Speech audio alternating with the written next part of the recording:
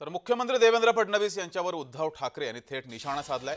वादग्रस्त मंत्र्यांना हाकलायला अडचण कसली असा सवाल उपस्थित केलाय। जनआक्रोश मोर्चामध्ये उद्धव ठाकरे यांनी मुख्यमंत्र्यांना हा सवाल उपस्थित केलाय। मला देवेंद्र फडणवीसांची कीव येते। अरे 5वी बहुमत आहे, वरती तुमचे बाप जरी तिकडे बसलेत दिल्लीमध्ये, तरी सुद्धा तुमची हिंमत होत नाही भ्रष्टाचारानं काढायला।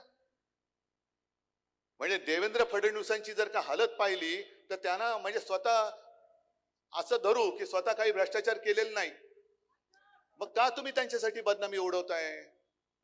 का तुम्ही त्यांच्यावरती पांघरुण घालताय?